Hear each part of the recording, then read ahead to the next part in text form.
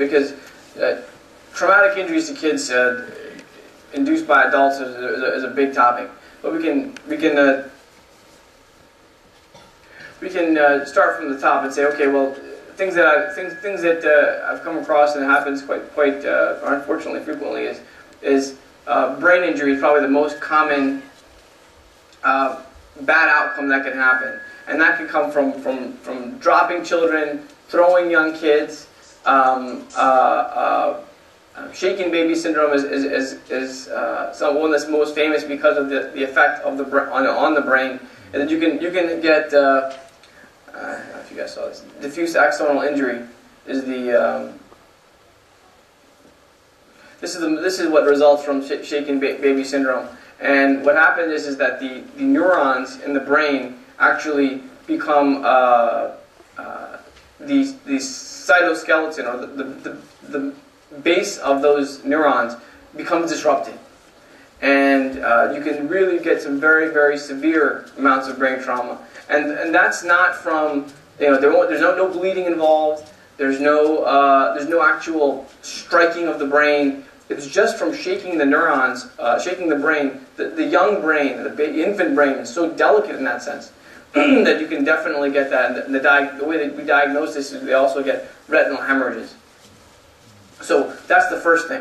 The other thing that we've seen is that when you, as you're kind of moving down the body, the arm, when you pull the arm of a child, of a very young child, oftentimes you can get fractures, and they're called spiral fractures of the arm or the leg for that matter. So things of that nature are also not uncommon.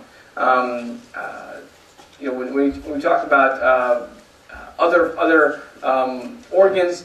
The other common injuries, if you're struck in the belly, you can get a spleen injury. That was a picture that I showed earlier. So these are all kind of blunt force injuries that can happen in any forum. Unfortunately, the most common form that we see that in this is between I would say the skeletal injuries. Occasionally we'll see the shaken baby syndrome, but we see a lot of falls and skull fractures and that sort of thing. Those are tip-offs for us to get. Unfortunately, alhamdulillah, I haven't had to do this with any of our community members or any Muslim family, but I'll tell you that have been families that we've asked the protective agency or DIFAS to get involved in.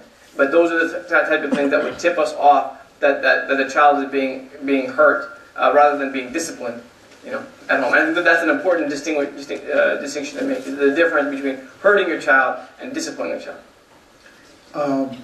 Since you're talking on that, there was another thing. This is radius dislocation on the arm. Often people try to, on their love, they try to hold a little toddler, and this bone is not fully developed in the radium, and that is get dislodged. And people have to go to emergency to get put in place. It's a very common injury. The other thing, as Dr. just now mentioned about the head trauma, in my personal experience, as I was first day I was working as a resident, I got called to emergency room. I was on night duty, first night in my emergency room. A taxi driver was brought in, and he was having severe abdominal pain. And this man was hit 2 weeks ago by a customer when he did not pay his salary or whatever the charges. So that he was fighting with this person, and he hit him on his left side.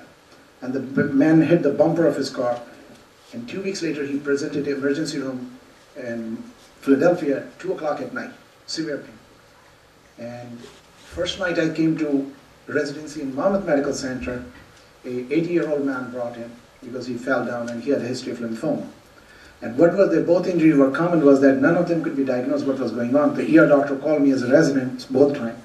And what it was actually, the first one man was 2 weeks prior to that, was injured with this injury, and his spleen was ruptured. And he presented as an abdominal pain, and nobody knew what to do. And they took him to OR. When they opened up his abdomen for appendicitis, thinking there was a blood gushing out all over.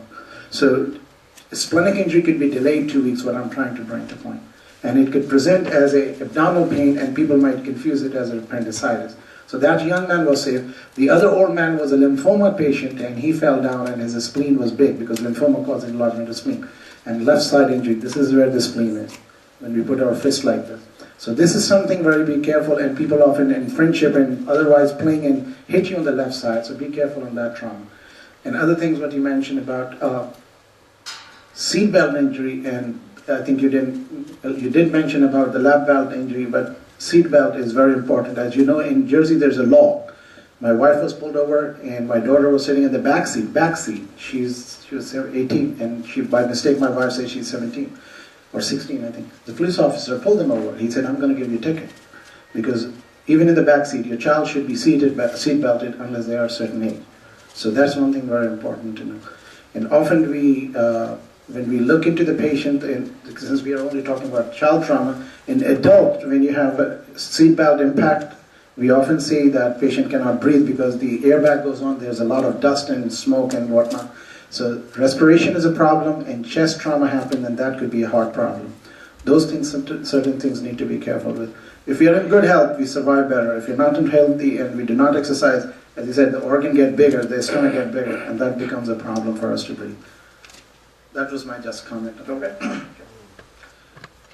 Any other questions you have? I have to make certain comment. I passed on this slip to everybody. Any? Okay. Oh, I'm sorry.